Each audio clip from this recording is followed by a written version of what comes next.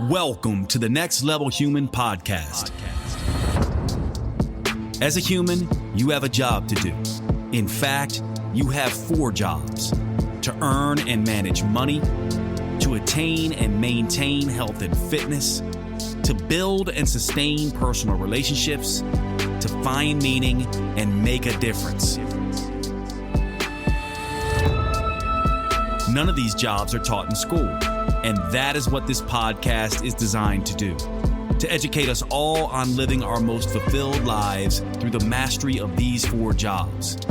I'm your host, Dr. Jade, Teta, and I believe we are here living this life for 3 reasons, and 3 reasons only: to learn, to teach, and to love. In this podcast, I will be learning, teaching, and loving right along with you.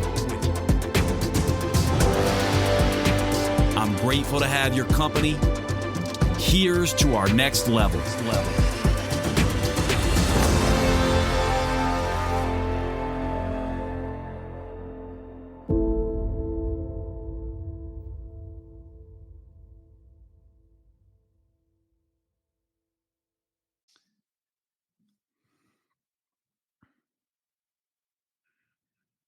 Welcome to the show, everybody. I'm Jade, Teta. This is the Next Level Human podcast, and this episode, I am going to be sharing a chapter out of my new book. Now, I'm very excited about this. This book comes out in 2 weeks on Valentine's Day, and it is written with my co-author, Gough. This is a book called You Grow Me, and it is a book that introduces you to the next level human philosophy through the lens of romance. It is a personal development book that covers deep philosophy and psychology and all the things that you could possibly want to know about romantic relationships. And this is a book that I've been wanting to write for some time, and it is finally here. It comes out very shortly in both the written and audible audiobook format. And I'm going to give you a sample of this book in today's podcast. The chapter that you'll be listening to is chapter 7. It is the chapter on authenticity, being your authentic self so that you can be and live your purpose in the world, and finding a romantic partnership, creating a romantic partnership, whether you're currently in one or you're looking for one that's new, creating that relationship so that you can live out your purposeful, authentic life. And this chapter is one that I'm just excited to give to you. I think those of you who listen to the Next Level Human podcast and love the Next Level Human philosophy, you're going to see a lot of the philosophy embedded in here. And for the next couple of weeks, as the book comes out, I'm going to be sharing different episodes, mainly in the realm of romance. I'm going to have a few guests on that talk to us about sex and sexuality. We're going to be talking about romance. I'm going to share a couple chapters, but I hope you like it. And without further ado, let's get into chapter 7 of my new book, You Grow Me, written along with my co-author, Gough. And you'll hear me reading my parts and Emily reading her parts. Hope you love it, and I will see you at the next episode. Chapter 7, Authentic Relationships. Your authentic self. The word authenticity is thrown around a lot in personal development. We agree, there is simply nothing more important than living a life authentic to your nature. But there's a problem with this concept. Who exactly should you be authentic to? Life is about growth, remember? And this entire book is about using romantic relationships as a catalyst for growth.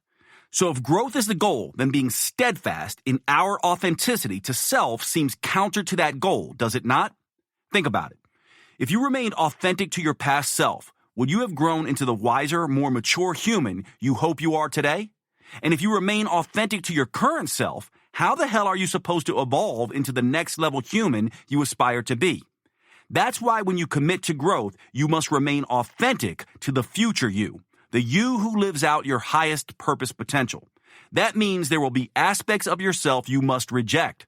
There will also be new ways of thinking, feeling, and acting you must become. And of course, there are aspects of ourselves we should never ever lose. Super duper lover trooper. Imagine life is really just one big video game simulation. You're born into the game and forget you are really a spiritual entity. You volunteered for the experience to learn and see if you can master the true meaning of love. Before you're born, you get to choose a few key attributes for your human avatar. You played the game several times before, but never unlocked the level required to graduate to the next level of spiritual evolution. Now you're back playing again for the 1,000th time. You have decided that you are going to be a human named Alex. You've also decided that this time you'll play the game alongside your best friend. They have also played the game many times and decided to reincarnate with you as your twin sibling Casey. You and Casey get to choose a combination of 3 physical attributes and personality traits. You both choose to be good-looking, smart, and ambitious. Having played the game before, you feel these are advantages. You also know that once the game starts, you'll forget who you really are and be so totally immersed in the game, you'll believe it is the ultimate reality. The reason this game is so hard is that it forces you to learn the most important lesson in all the universe. The conditions of the game make it incredibly difficult to uncover this truth. You both have no clue what this magic piece of wisdom is, hence the reason you failed so often and the need to go back. Now you are born along with your sibling Casey, and off you go. Childhood is nearly identical for you both. You both have similar traumas and difficulties with your parents, school, and peers. It's not until your teenage years that the two of you begin to approach life differently. At this point, it is not a conscious choice, but what seems like a matter of circumstance. But remember, the rules of this game are tricky. Adolescence presents much greater challenges. This is where things start getting hard for you. You are twins, and at this point you start desiring acceptance and belonging on your terms. You are both tired of being compared and confused with your sibling. Each of you desire to make your own mark and be seen on your own terms. In high school, you both have the same romantic crush, and Casey is the one who wins the prize by getting involved with the sport your romantic interest loves. You are devastated, lonely, and feel hurt you were not chosen, but you are happy for Casey. You try your best to move on and continue to struggle in multiple facets of life, including romance. Casey's life is progressing differently. They are popular, outgoing, confident, capable, and smart. They are always in a relationship and invariably find the hot, smart, and mature partners. They get involved in all the clubs and activities. They become president of the high school. They find themselves head of their college Greek society. They progress on to being a badass corporate professional, reaching big boss status in their career before they turn 30. You, well, life has unfolded differently. You have tried lots of different things.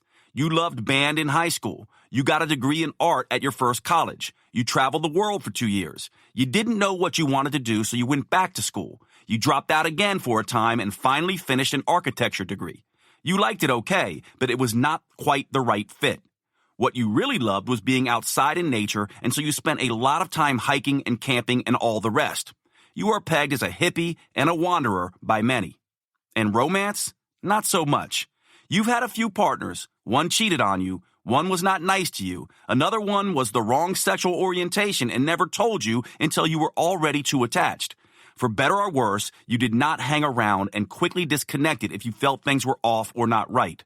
Love just didn't seem to be your thing. Meanwhile, Casey continued to kill it in life. By the time you both turn 40, they are already a millionaire who is also married to a millionaire. Both they and their spouse are conscientious, kind, and loving humans. Casey has 2 adorable kids, and they are a perfect parent balancing career and home life with ease. You start to feel inadequate whenever you're around Casey. They are your sibling, and you love each other, but you often wonder what went wrong for you. You can't help but notice the respect they command and the vast difference in the quality of your lives. You eventually end up creating your own career in a little-known field called landscape architecture. It combines your love of art, architecture, and the outdoors all together. You love it with all your heart, and while it earns you a living, it does not make you much money.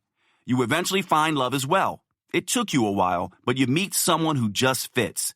They don't want to get married or have kids, but that was never a top priority for you anyway. Truthfully, you never wanted kids. You love Casey's kids and treat them like they are your own.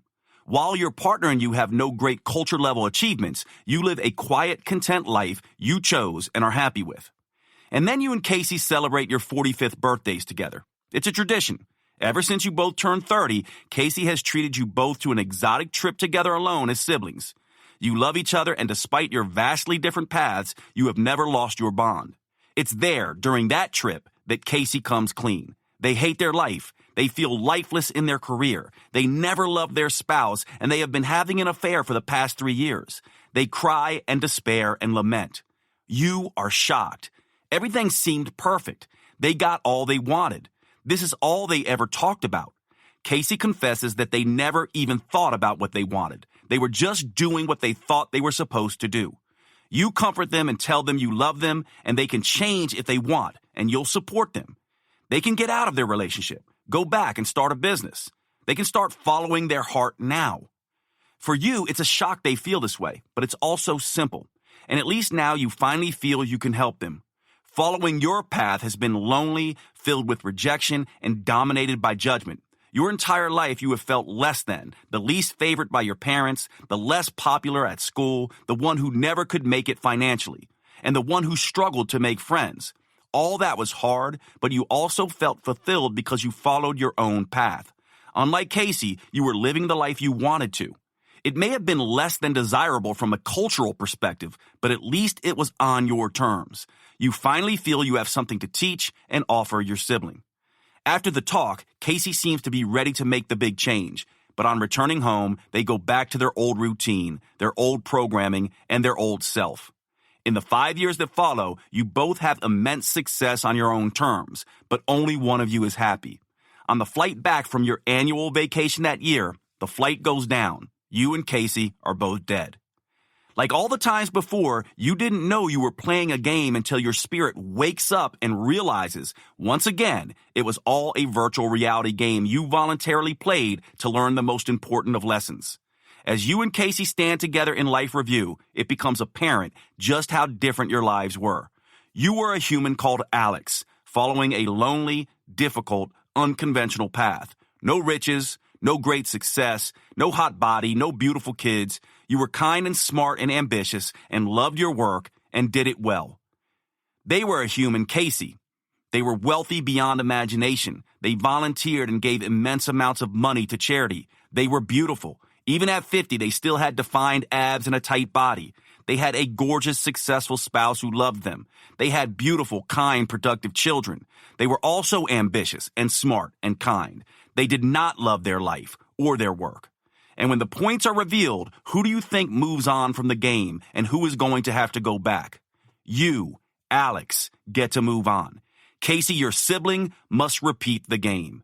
And what was the universal truth Alex figured out? Authenticity.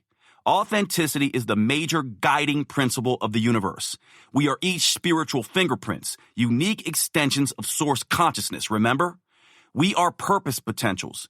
Pursuing our unique purpose is the entire point of our existence. Whenever we sacrifice what we really want, who we really are, and what our work truly is, we lose. More importantly, the universe loses.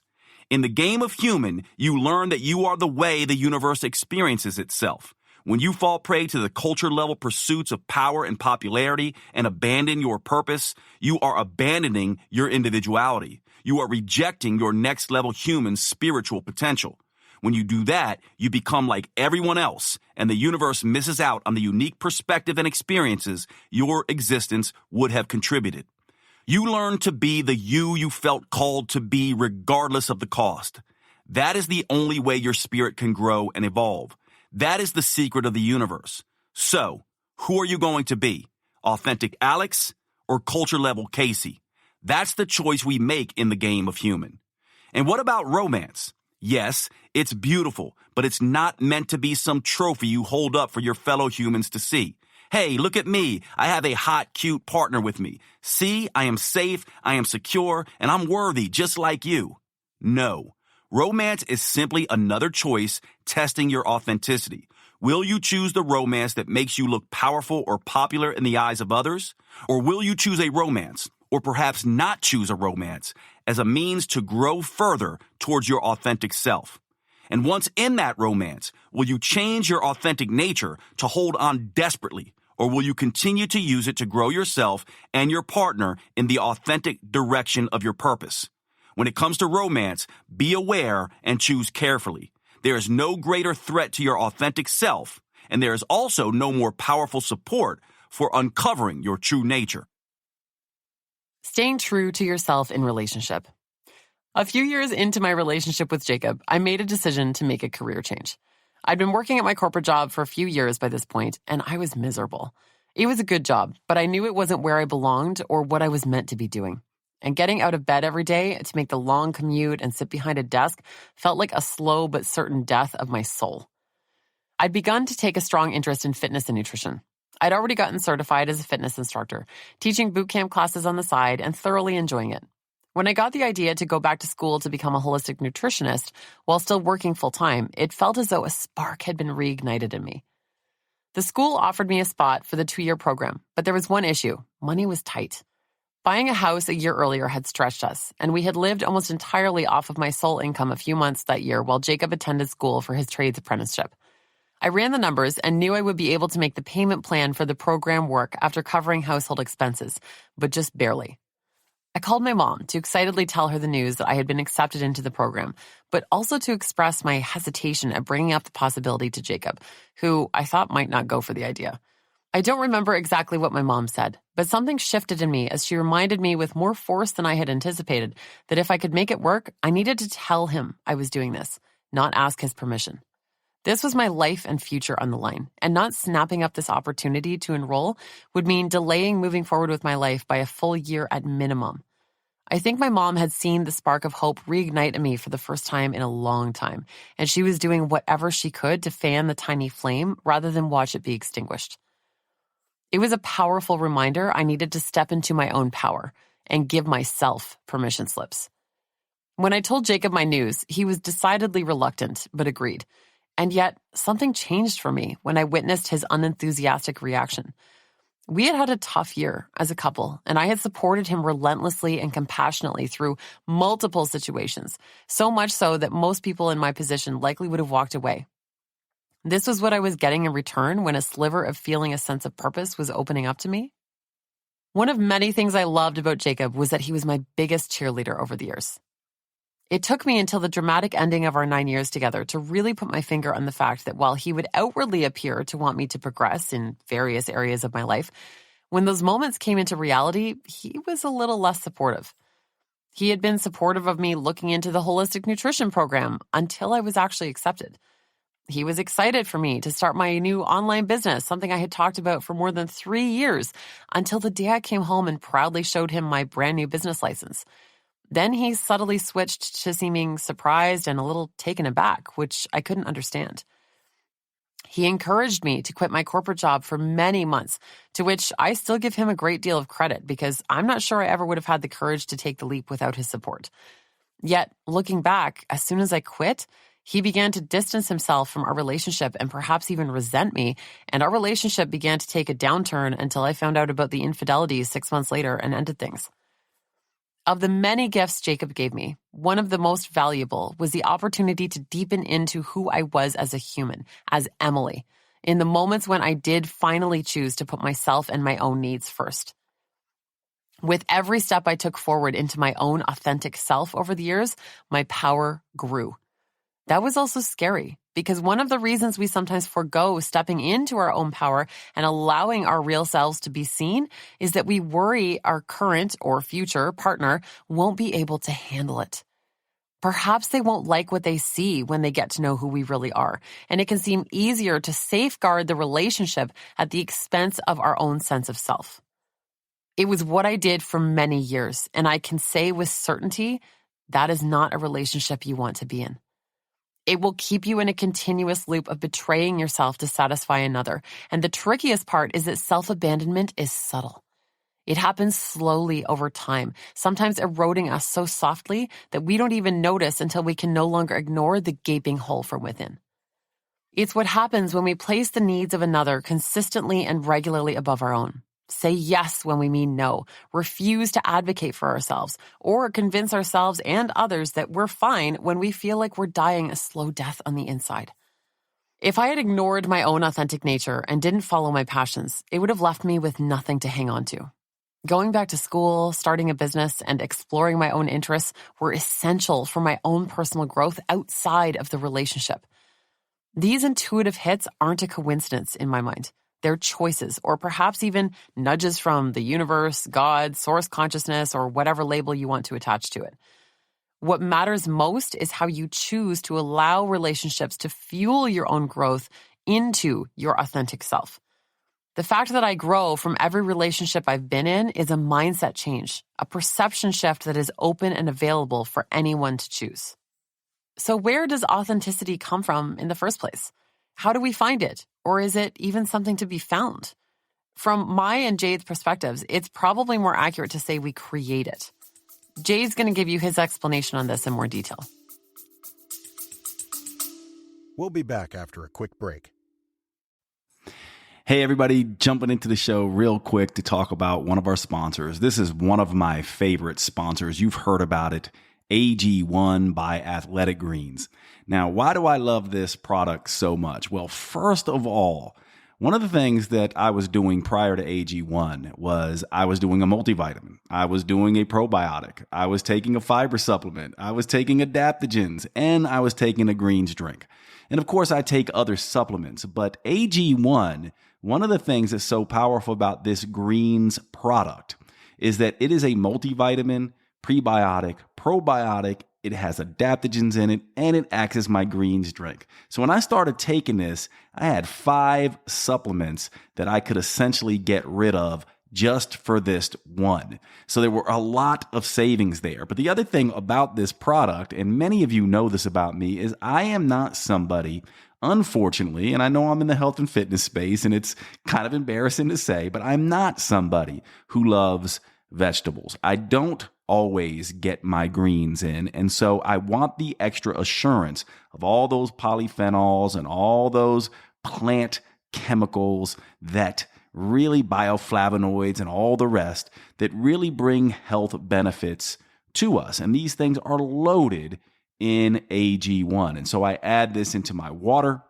And believe it or not, I add it into my protein shakes as well because it has such a neutral flavor. And one of the reasons I started using AG1, just as a reminder, is other greens drinks that use tapioca starch and things like that will elevate my blood sugars. Now, AG1 does not do that. And it's got this very neutral flavor, so I can stick it in my protein shakes and take it in water as well. The other thing I love about AG1 is they're fanatical about testing. They are NSF certified. That's the National Sanitation Foundation. And they test for heavy metals. They test for persistent organic pollutants. They test for all other harmful chemicals of industry. And here's the thing. The fact of the matter is this testing is not cheap. And so a lot of people don't do this. And if you think you are safe, just go to consumerlabs.com or any of these organizations that are testing products, and you will find out pretty quickly that a lot of these products that we think we are doing something good for our health with are not testing, and you're having heavy metals, persistent organic pollutants, forever chemicals showing up in them. You know, AG1 is on their 52nd integration of this product. So they continue to innovate, they continue to tweak, they continue to make it better. It is an excessively clean product through this testing and this constant sort of reintegration and making this product better. And so I cannot recommend this product strongly enough. This is one of the ones that I think every single person should get and be taking every single day. Like I said, it's got multiple benefits. And so to make it easy for you, Athletic Greens is going to give you a free 1-year supply of an immune-supporting vitamin D and 5 free travel packs with your first purchase. All you have to do is visit athleticgreens.com/next level. Again, that is athleticgreens.com/next level to take ownership over your health and pick up the ultimate daily nutritional insurance. All right, let's get back to the show.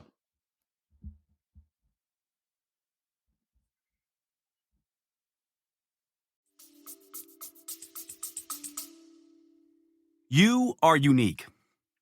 Imagine the universe is one giant octopus. I know, it's a weird image, but roll with me on this. It's one giant nervous system, sensing every single aspect of its surroundings. The tentacles move up and down, side to side with twisting and swaying motions. If you look closely at the skin of this universal octopus, you will see suction cups. But look closer and you will see a skin teeming with different sized bumps from near microscopic to large enough to pick up and manipulate things. This universal octopus scoots and slides, swims and clings. Every part of its bumpy body is designed to sense, explore, and experience. It is getting feedback from every single imaginable aspect of its body. Now imagine you are a small little bump somewhere on the sixth tentacle just to the left of the suction cup 9 trillion. You are hanging out and receiving all kinds of information. You may think you are insignificant, but you occupy a unique place and space on the octopus. It needs you to do your job so that it can receive the information you are gathering and integrate it with all the other data it is gathering. This is the way it understands the world, knows what direction to head, grows and evolves. What you realize is that all the other bumps around you are influencing you and being influenced by you. If you don't do your job, they may also not do theirs. Not only are you an example for other nervous tissue protrusions around you, you are also a unique experience of the entire organism, a microcosm of the macrocosm. Without you being exactly who you are and staying true to your experience and location, the octopus loses some aspect of its understanding. This is a job you need to take seriously. Imagine if every single aspect of the octopus was the same. Let's say all aspects of our universal octopus were suction cups. Then it would get stuck and be able to sense nothing. It would be stuck in one place. Let's say all aspects were like the soft and smoother aspects around the mouth. Then it would be unable to swim or cling or would just float like a blob in the water aimlessly. Every aspect of the universal octopus plays a role and has an important perspective that contributes to greater understanding. All the aspects and parts of the octopus are required for it to know itself. This is the way I like to think about people and our place in the world. We tend to see consciousness as something that is generated in our brains. We think that the universe existed and we just showed up in it one day by chance, and that whatever we observe is simply a manifestation of our senses and the consciousness our brain produces. What if our brains are not separate from consciousness, but rather a part of it? Just like that bump on the octopus seems to have a singular existence, separate and apart from the octopus itself, but in reality is an extension of it. I like this view of the universe better, as it allows us to see we are not separate at all. Separation from others is simply an illusion. All the bumps around us are also part of a larger whole while also having a distinct perspective. In a very real sense, we are separate from the octopus and a part of it all at the same time. The octopus serves as a lesson about authenticity and connection with our fellow humans. And the most important connection we have with other humans may be our romantic connections. To be fully part of a romantic connection or any interaction with any human, we need to first appreciate our uniqueness. There has never been another human like you in the history of humanity. There will never be anyone quite like you who lives again. Consider the magnitude of this. You occupy a unique place in time and space. You also have a unique set of attributes and experiences. You have your people, individuals from the past and present who have hurt and helped you. These people were integral to you forming your narratives around seeing the world as safe or dangerous, whether you can trust or not trust, your sense of worthiness, the way you see yourself, and all the rest. Their influence is present in you whether you like it or not. In fact, like that little bump on the universal octopus, you don't exist at all except in relation to the other bumps around you and all other aspects of the octopus. Without other living things to relate to and learn from, we cease to exist at all. If you were the last thing on earth, you would not be a thing at all. In addition to your people, you have the things you enjoy and like, your passions. Passions are the things you are drawn to, that interest you, provide entertainment and fun, and are a source of exploration. Passions are a great way to explore the world. The great thing about passions is they can be fleeting and fickle, or they can become a deeper interest and lead us down paths of meaning and even purpose. You also have your unique personality. Science is not 100% sure which aspects of personality are genetic or environmental. This is because, like the octopus, it is virtually impossible to separate itself from the environment it inhabits. An octopus stuck on land ceases to be an octopus. Your personality is like a mix of you, the world you are in, and the experience the world provides. It's nature and nurture, lessons and learnings. You also have your talents or unique powers.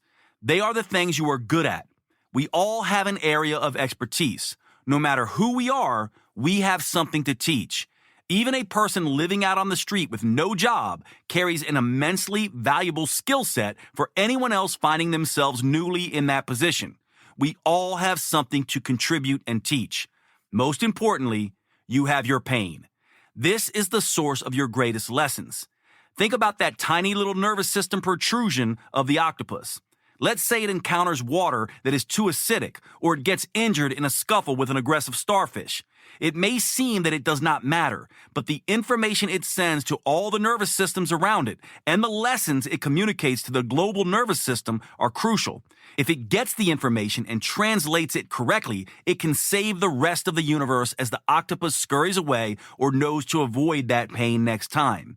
Your pain is your greatest catalyst for growth, the primary means for you to contribute to others and in a very real way, evolve and enhance the universal collective through your experience and example. I call these the 5 Ps.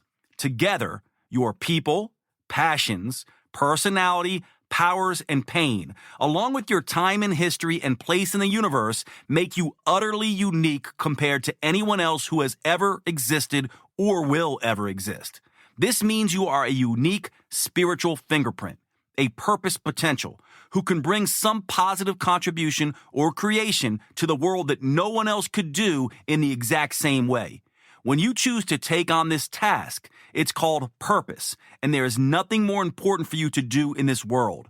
There is also nothing more attractive to potential romantic partners. When you do your purpose simply because you are the only one who can, without the need for acknowledgement, reciprocation, or reward, you are a living manifestation of love. This is what love is. Love at its purest and most simple is not about romance or child-parent dynamics. It's about you living your purpose.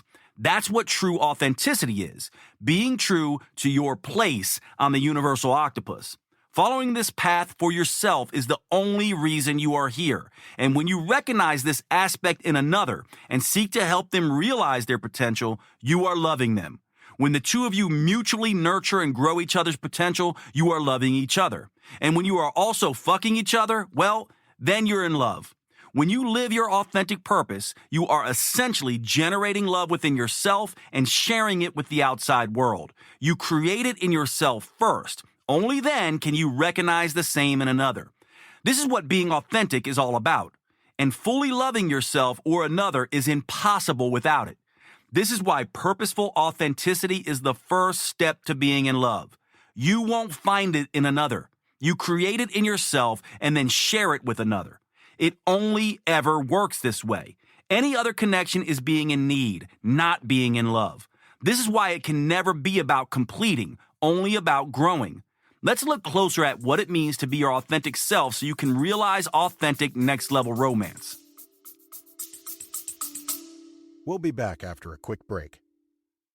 All right. Well, I have a new partnership to announce that I am very excited about. And this partnership is with the next level human company, ButcherBox. I consider them a next level human company because they are doing everything they can to source the best quality meats, as well as source those meats from companies and farmers that are committed to sustainable and regenerative animal husbandry, raising animals in the way that they are naturally supposed to be raised and doing right by the environment. And it is just what it sounds like, a butcher box. Imagine you had a butcher right down the street from you that put a box together for you of all the best quality meats that you could find. And that is what ButcherBox does. They send them frozen right to your door. And the animals are the highest quality.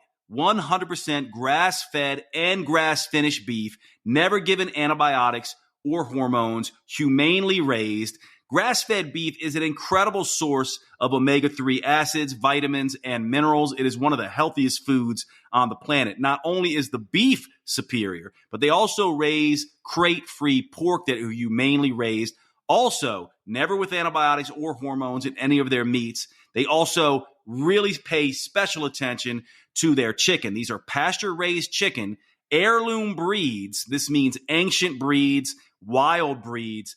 They never give them antibiotics or hormones, and these are free-ranging animals that can run out in the pasture and eat all of the worms and bugs and everything else to make their meat incredibly healthy. And they also do free-range turkey and wild-caught seafood. And this seafood is wild-caught, sustainably harvested, no artificial coloring, no additives, just straight from the sea. Your health is going to get better, and it is much better for the environment. If you want to get involved, there are two ways to do this. One, you can go to drj.com/butcherbox, and you can choose between 3 curated boxes, or you can do what I do, which is make your own box. That's drjade.com/butcherbox. And when you sign up using that link, you can choose between a free year of salmon, a free year of ground beef, or a free year of chicken breast.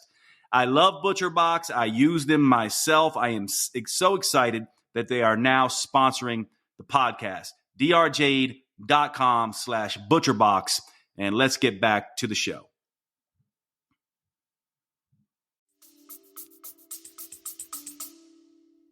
Authenticity is not easy.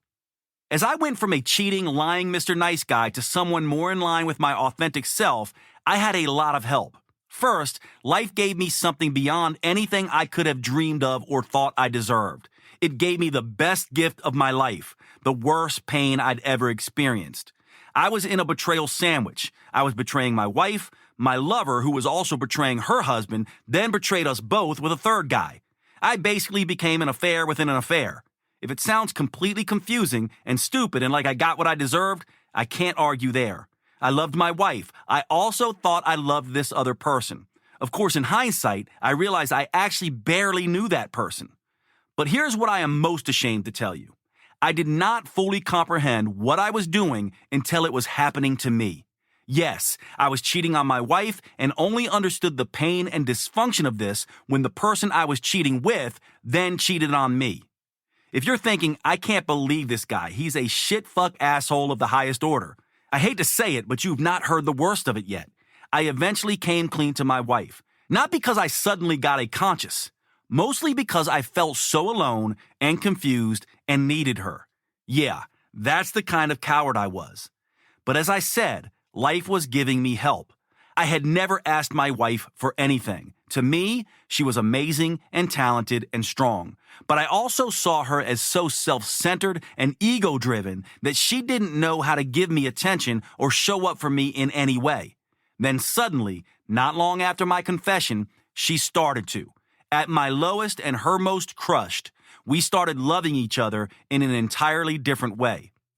If you think I became nicer, you're wrong. If you think she was nicer to me, you're also wrong. What we were was lovingly honest. We made a pact together that we were going to love each other and tell each other everything. So I did. I told her all the things about the affair and all my frustrations with her. I took responsibility for everything, but also pulled no punches. I was done with being nice. I figured if our relationship was going to end, I was going to be honest and true. My wife did the same. She took full responsibility and also started to communicate differently. Some people would call this brutal honesty, but being brutally honest requires a level of indifference to the other person. Lovingly honest is saying all the things, even the harshest, with the sincere and loving intention to help the other person grow. This is the first way I was helped. I was also helped by my ex-lover. For years after the affair, I did the Mr. Nice Guy thing of trying to be there for her in every way she would allow. I also sent a million emails, texts, and letters being honest with her and trying to tell her the whole story and include her. I was hoping we could also help each other learn and grow from the experience. She wanted none of my brand of personal growth and communication and became a paranoid, degraded version of what I thought I knew. Saying goodbye to the romance was not hard. Letting go of the friend I thought she was, but was just a story I wrote in my imagination, was the hardest thing.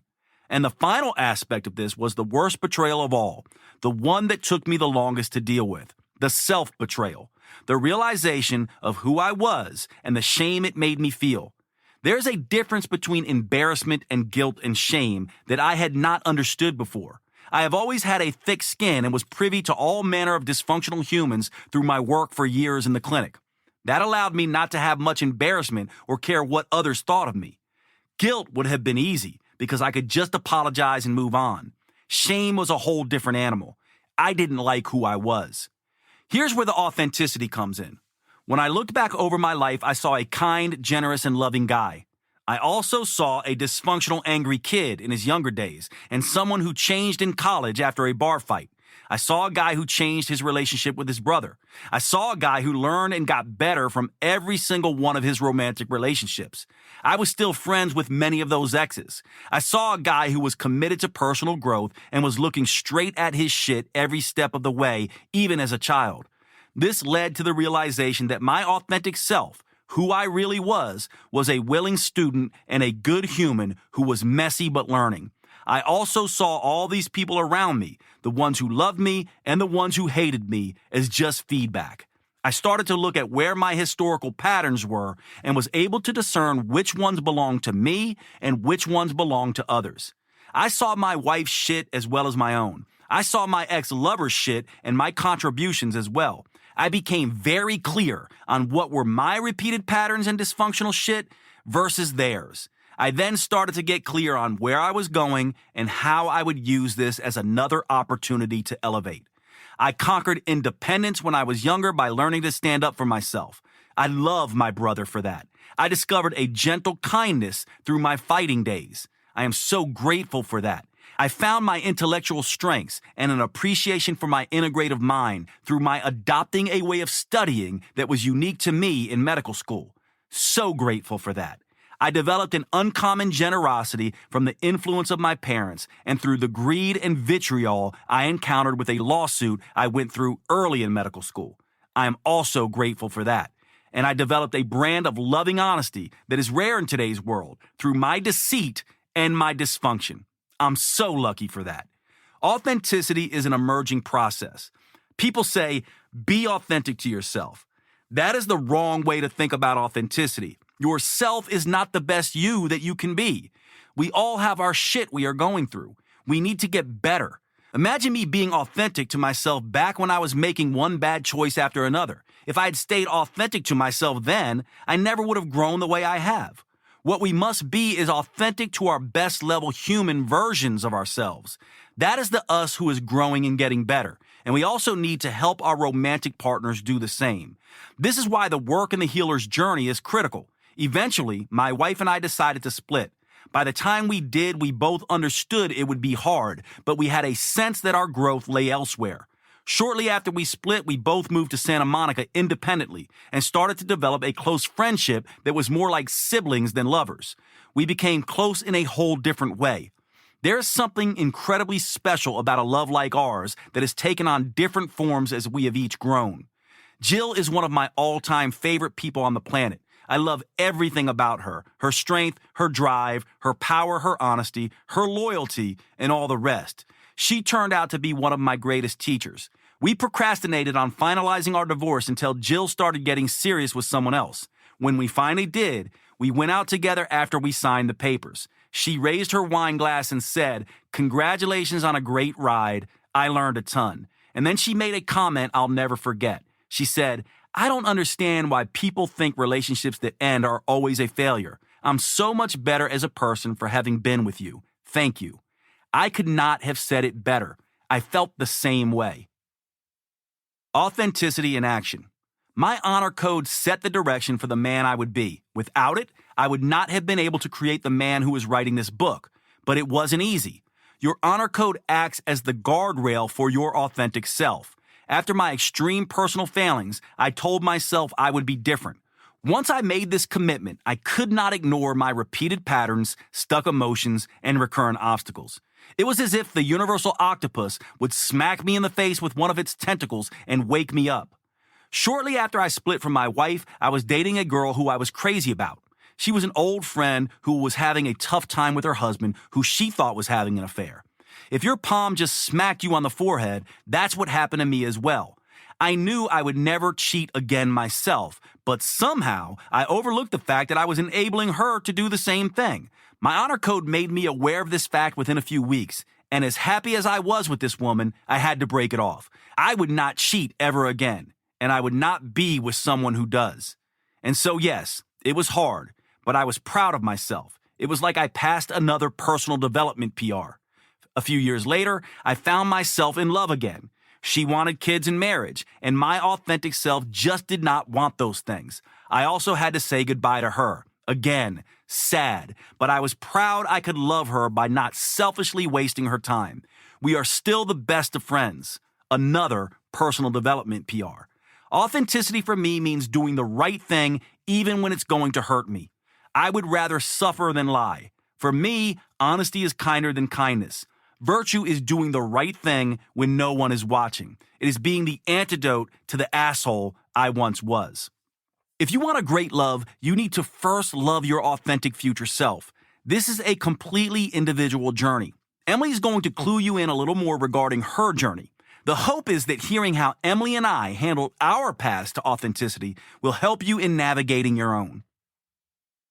Creating your purpose. Now I'd experienced a taste of what it felt like to be lit up about something. The tiny flame that ignited when I started down the road of holistic health had planted seeds of possibilities of what would come to be. When I ended my relationship, teaching about nutrition and health rapidly lost its importance to me. While I still felt, and continue to feel, strongly about it, it didn't light me up the way it once did. It can be easy in these moments to panic, to feel as though we've lost something that will never be returned, to wander aimlessly through life looking for something to reappear. It's important to use these moments to pause, breathe, live life a little more fully. Allow yourself to truly experience the small joys and follow what guides you. Around the same time, people kept reaching out to me seeking advice about starting and growing a podcast. By this point, I'd launched 2 different podcasts, and my current podcast that I still host to this day, Room to Grow, was doing really well. I was always excited to talk to others about how to create a podcast for themselves and use it to grow their business.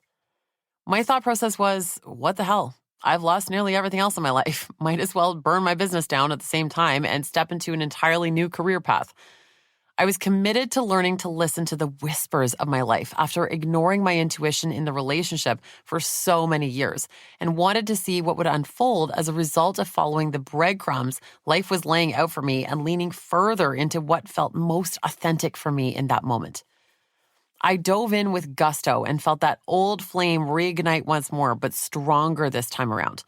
Diving into this teaching was fairly effortless, and I blossomed into the work and began to build a name for myself. Fast forward to 2020, and once again, I started to lose the flame, struggling to find the energy to give to my business. Interestingly, I never lacked drive, but I didn't seem to have an outlet to pour myself into. This time, I was beyond frustrated. It felt like I was running up against a brick wall, and I couldn't hear any fucking whispers about what to do next. Instead, I was gifted with several other humans, including Jade, who didn't whisper but more or less shook me by the shoulders, in the metaphorical sense, but barely, to get me to both recognize and accept what I'd been denying within myself for a very long time. It was exactly what I needed to get the point across. Relationship discussions and advice was the one thing many people around me would regularly seek me out for, much to my own surprise at times, and I had been quietly but relentlessly educating myself in the realm of relationships for years. Much of my work for many years ended up focusing on the relationships my clients had with themselves and others, and it permeated everything I did. I couldn't and still can't think of anything more fascinating than the art of human connection, particularly romantic relationships. I'd been resisting doing this work for a long time because I continued to feed into the story I'd created that no one in their right mind would want to get relationship advice from the girl who'd been cheated on for 9 years. But human connection was threaded throughout everything I had done and what I placed the highest importance on. It became glaringly obvious to me that this work was choosing me, whether I liked it or not. Once I accepted the assignment, everything began to flow. I'd spent a lot of time, resources, and energy denying my authentic self, and it showed because I couldn't seem to hang on to my sense of purpose. Keep in mind, however, that purpose is ever evolving and growing with us. It's not something that's up on a pedestal waiting for you to reach it like some impossible destination that continues to elude or taunt you. It's that small flame that needs to be nurtured, and it can grow gradually as you continue to take one step forward at a time, even if it doesn't make sense at that moment. Think about it this way. I would never have believed it if someone had told me years ago that my greatest sense of purpose would be around relationships, but that I would first have to work at a completely unrelated corporate job, do the fitness and nutrition thing, teach about podcasting and sharing personal stories, and take on a long list of other eclectic jobs.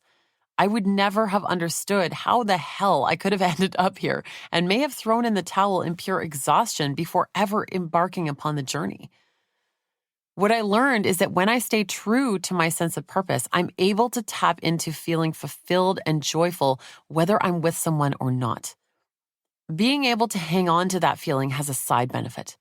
It will help to guide you towards tolerating nothing less than people who truly and genuinely appreciate you and recognize all that you are.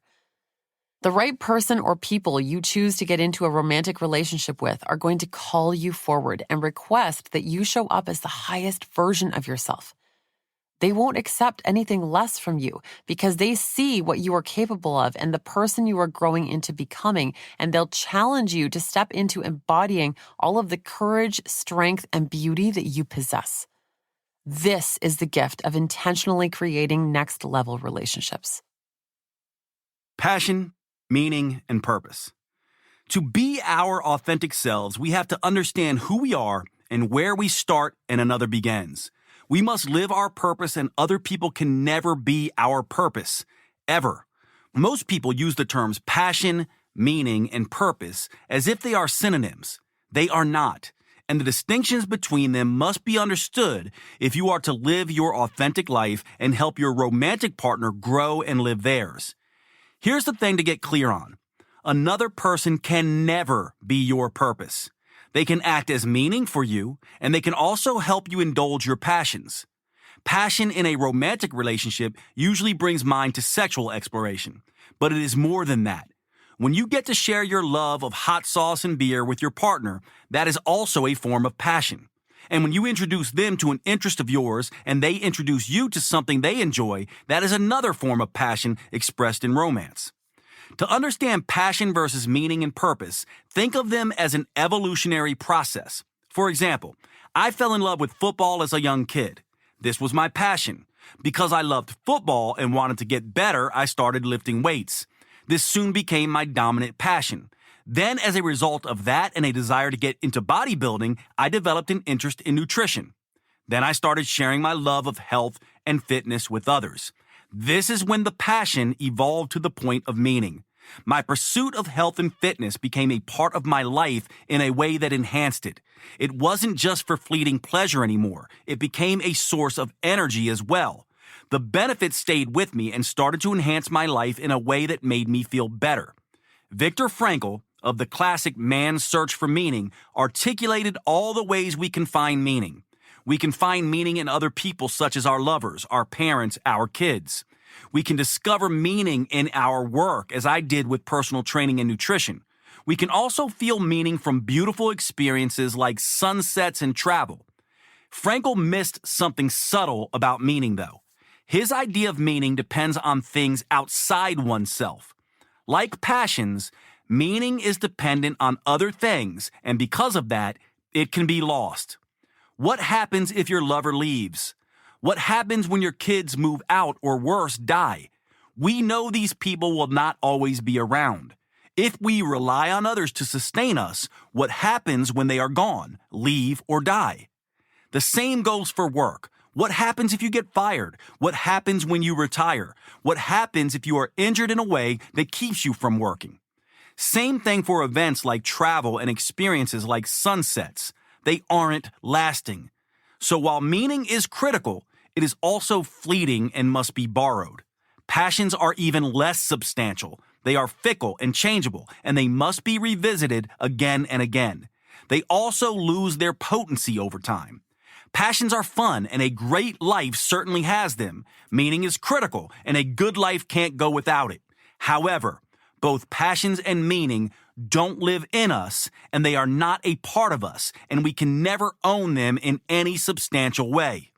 Purpose is different. Purpose is a creation we choose to bring to the world. Purpose is inside of us and flows from us to the outside world. It fills us up, is self-sustaining, and goes with us everywhere we go. When my passion for football turned into meaning through sharing health and fitness with others, it could have stopped there. But then it evolved further. I started using it to help others. It started to be something I brought to the world rather than enjoyed from the world. I used it to become a healer and a teacher. This has provided me with something no one can ever take from me. There are also different emotions derived from passion, meaning, and purpose. Passions bring fun and levity. Meaning brings happiness and contentment. Purpose engenders fulfillment and joy. But while these emotions are similar, they all don't carry the same weight. Fun is fleeting and not very deep. Happiness and contentment are deeper but context dependent. Fulfillment and joy, however, land in our core and are permanent. Think about someone close to you dying. There is no way you can feel happy and content or find any fun in that. But you can be deeply in grief and still have a sense of fulfillment, pride, gratitude, and joy around how you have lived your life, how you brought it to the world, and how you touched others through your purpose. Authenticity has elements of all three, since you can't get to purpose without passion and meaning. But many people don't ever find purpose, usually because they wrongly think their lover, spouse, kids, or friends are their purpose.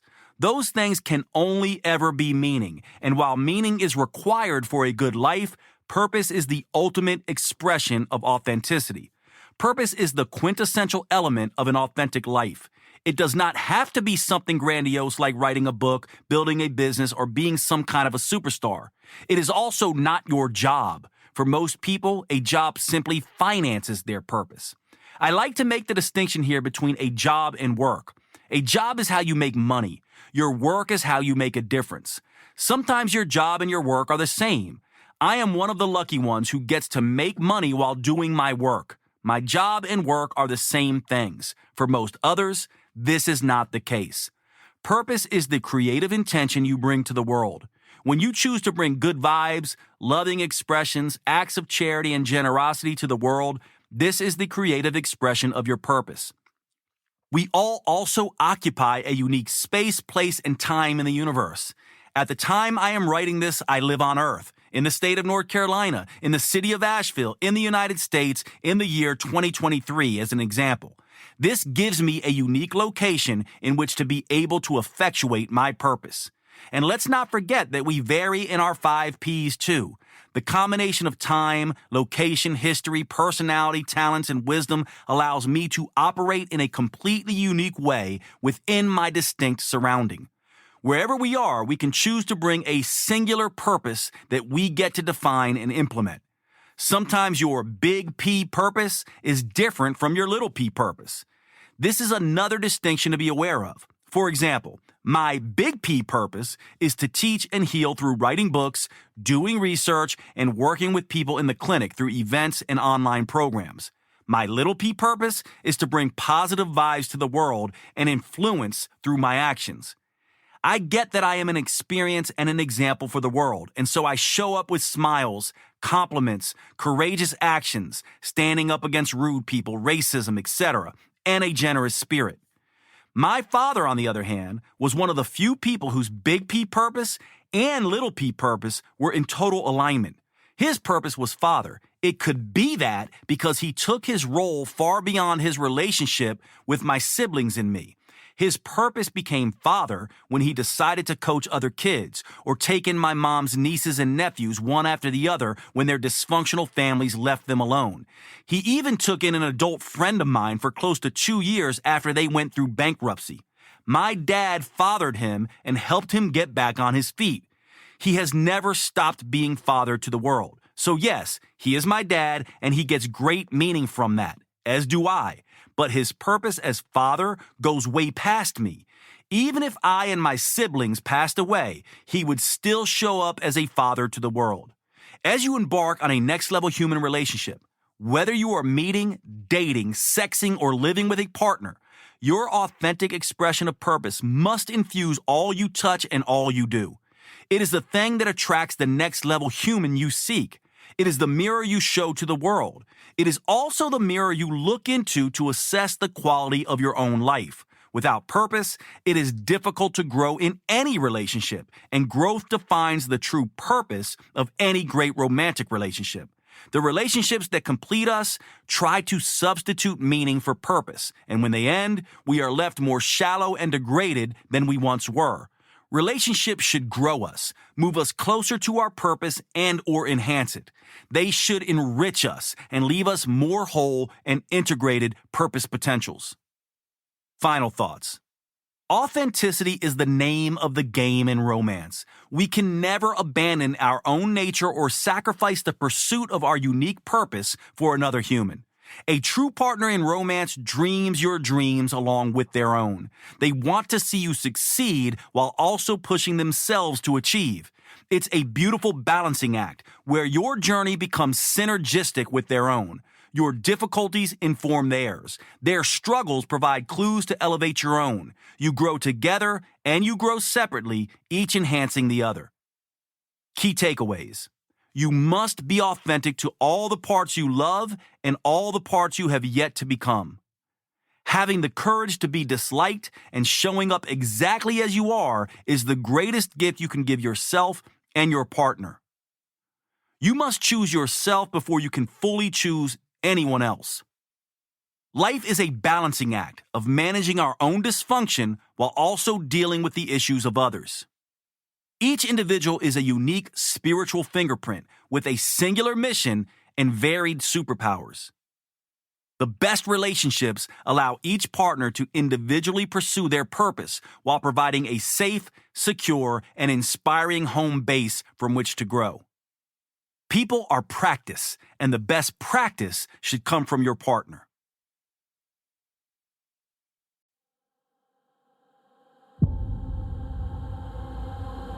You have been listening to the Next Level Human podcast with Dr. Jade, Teta. If you enjoyed this episode, please make sure you subscribe and consider leaving a review. You make the biggest difference when you pass on your lessons and inspire others. That's why reviews like this are so powerful. Your words may be the only ones that resonate for someone else. Please remember the information in this podcast is for educational purposes only. Always consult your personal physician or therapist before making any lifestyle changes. And finally, thank you for who you are in the world and the difference you make.